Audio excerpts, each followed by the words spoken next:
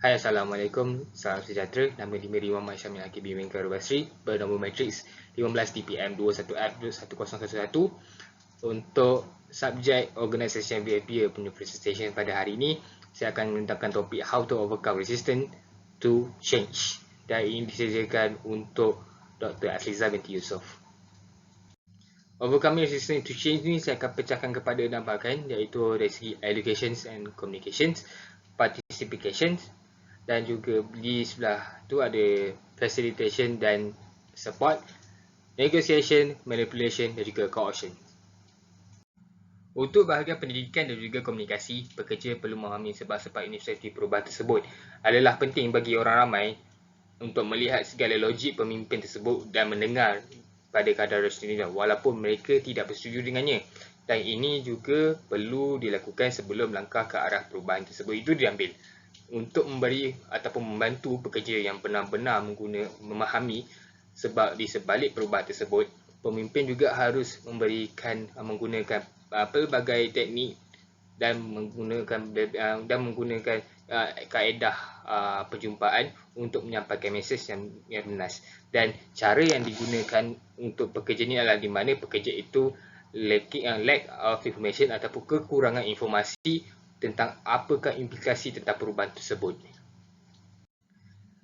Participation ataupun penyertaan ini dilakukan apabila sesebuah pasukan membuat pengurusan perubahan adalah penting untuk mengumpulkan input yang penting daripada semua peringkat dan daripada jabatan organisasi.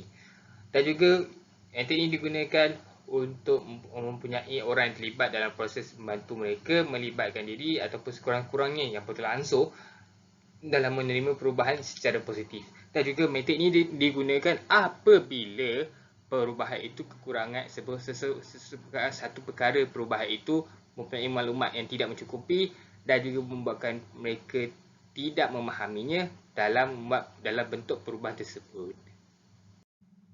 Dari segi fasilitasi ataupun facilitation dan juga support ataupun dalam Melayunya adalah fasilitasi dan juga bahagian sokongan. Ini digunakan metod ini digunakan apabila pemimpin perlu melebur atau memberikan sedikit masa untuk memberikan kemudahan dan juga sokongan bagi apabila orang ramai menentang mereka ketakutan ataupun dari segi kebimbangan. Dan juga kena faham kena terima juga bahawasanya latihan juga tidak mencukupi. Latihan saja tidak mencukupi. Malah dia juga memberikan sokongan dalam latihan untuk memberikan seseorang pekerja itu memberi lebih confidence atau keyakinan. Dan juga metod ini juga adalah di mana ini menunjukkan keluk perubahan boleh membantu pemimpin memahami jenis sokongan yang diperlukan daripada setiap peringkat. Dan juga fasilitasi dan juga sokongan ini digunakan apabila orang yang menentang itu dan mereka takut dan tidak mahu untuk mendapatkan pelarasan yang diperlukan. Aspek yang seterusnya adalah negotiation ataupun kita boleh kenal sebagai perundingan. Perundingan ini dilakukan ataupun metod ini digunakan apabila individu dan juga kumpulan menghargai logik dan kestabilan dan menganggap mereka tidak ataupun mereka akan menjadi lebih teruk kerana perubahan itu. Dan ini pemimpin juga perlu mengambil pendekatan yang adil, logik dan konsisten. Dalam masa yang sama, ini akan memastikan bahawa pekerja akan melihat mengapa pilihan tersebut dibuat dan memberikan kestabilan yang sangat diperlukan.